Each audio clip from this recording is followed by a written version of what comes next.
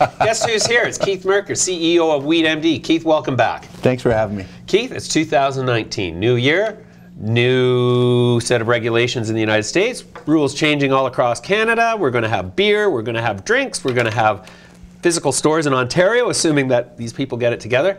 What is going to change for WeedMD in 2019? A nice preamble, eh? Holy cow. You didn't even give me any warning about that. Where do you want me to start?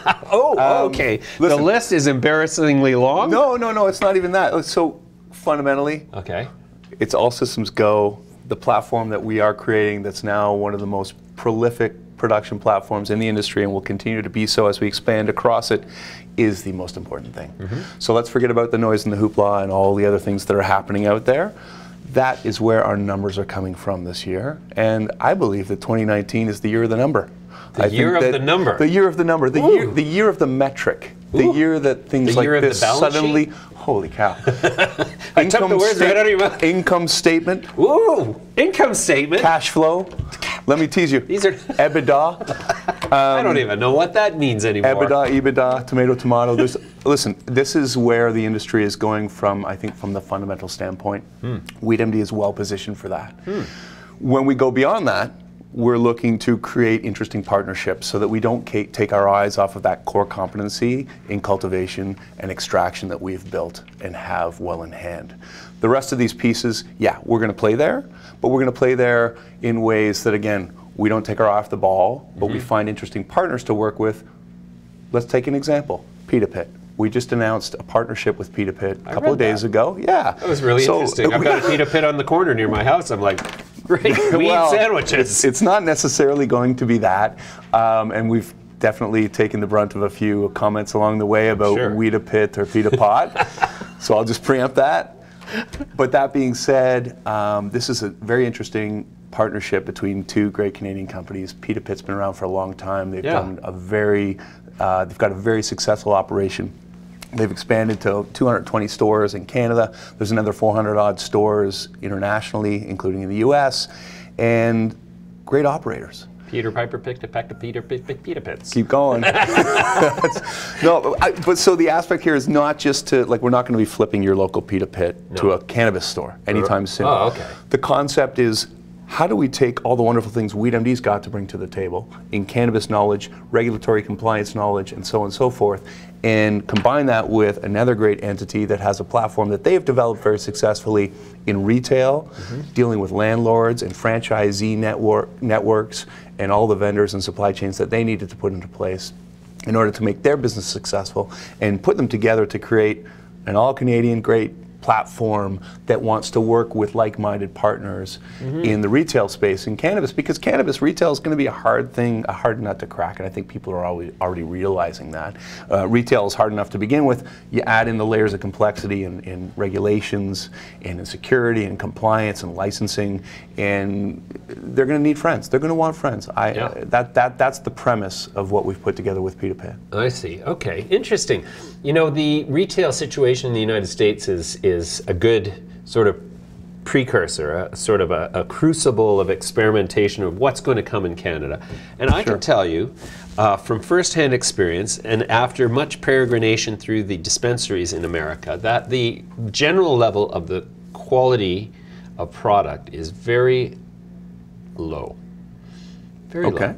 And very low. And I think that's one of the great opportunities for entities like WeedMD, who turn out a consistently superior product that is always, you know, I've been experimenting, and so I know that is always presented in the appropriate frame of perishable window, because a lot of companies don't realize that cannabis dried flower is a perishable, and so one of the criticisms that I have in the Canadian context is that a lot of the cannabis that's on the shelves of the provincial distributors in particular has been there a little bit too long and has been subject to a little bit too much dehumidification, and so by the time it ends up in your pipe where you want to smoke it, it's so dry that it basically starts on fire. Yeah, it was a bit of a catch-22 for some folks who were trying to be super prepared well in advance of the product calls from the provincial agencies, and so they were packaging their product as far back as last spring, and so then it's sitting in a container up until the fall when it's sold, and then who knows when it's consumed from there.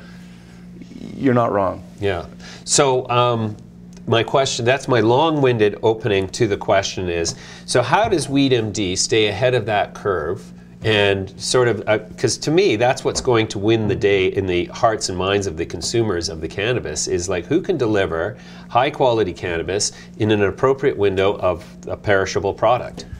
Yeah, and so obviously we're talking about dried flower here specifically because those same factors don't play into extracts, for instance, of course. Look, I mean, it's again going back to my earlier comments. It's keeping your eye on the ball, it's staying focused on what you do best. I think we've carved out a niche and a name for ourselves in dried flower as a premium producer that's brought to the market in the provincial agencies at affordable prices. And as we expand our cultivation platform and are able to deliver more and more of this, it's just rinse and repeat. I mean, we're just expanding on the same principles that we've already put into place and successfully executed on. And so we keep doing that, and people are going to keep coming back and buying our product. Right. Interesting. Okay, so then in terms of the universe of new products that are being allowed into the marketplace, we're going to see beverages this year, we're going to see edibles this year. Does WeedMD have a strategy already in place for all of that? We do. And so there's, I'm not going to give you a ton of specifics, but I'll give you some teasers. Okay, I like teasers. So, I mean, we announced a ways back a partnership with a group called Phivida in the beverage space. Yep. And so Phivida is a listed company here in Canada, and they're rolling out a CBD line of beverages in the US right now. And we'll be bringing that, transplanting it, and rolling it out here in Canada using the WeedMD distribution platform and obviously inputs. And so that's one area where we have it covered by virtue of a partnership with a very successful group of operators that we're very pleased to be working with. Here's another example. So not too long ago, we partnered with a lab in Montreal. So a guy named Domenico Fuoco is now our Chief Innovation Officer. And this is a guy who kind of had me at hello when he started talking about, I'll give you packaging as an example. So got very excited that you saw the passion light up in his eyes when he starts talking about packaging for topicals as just one random example. So that's the kind of guy I want to get involved with. Someone who's thinking through, he's a scientist at heart, but truly knows how to get a product from the bench to the market and all the pieces that you need to put into place to make that happen, and has a specific niche in topicals. So you can imagine that's another category that we'll want to play in. Yeah, absolutely. Just to give you a couple of examples, and again, you can see the MO behind those go back to my first comments, which are, it's not WeedMD trying to take over the world with all these different endeavors. Right. It's finding the right partners to work with so that we can focus again on our core competencies. I see. So more partnerships like the one with Pita Pit are on the horizon in 2019? I would assume so, yeah. Okay. Forward-looking statements notwithstanding. Great. So then where do you see the biggest opportunity in the whole global matrix of cannabis opportunities for WeedMD in this upcoming year? Again, I'll revert back at the risk of sounding repetitive. I think I just asked the same question for the third time. That's your polite way of saying I'm repeating myself. Not at all, not at all. But listen, I'm happy to drive this home all day. Sure. And that is, we're going to put up some numbers based on the cultivation platform that we're successfully rolling out right now. And when you take away all the bells and whistles and hoopla from this industry, what's going to matter at the end of the day to investors? Show me the money. Right. Okay, well that's pretty much best case scenario from an investment perspective. Great. Okay, Keith, well, let's leave it there for now. We'll come back to you very soon, and we're going to keep an eye on the balance sheet.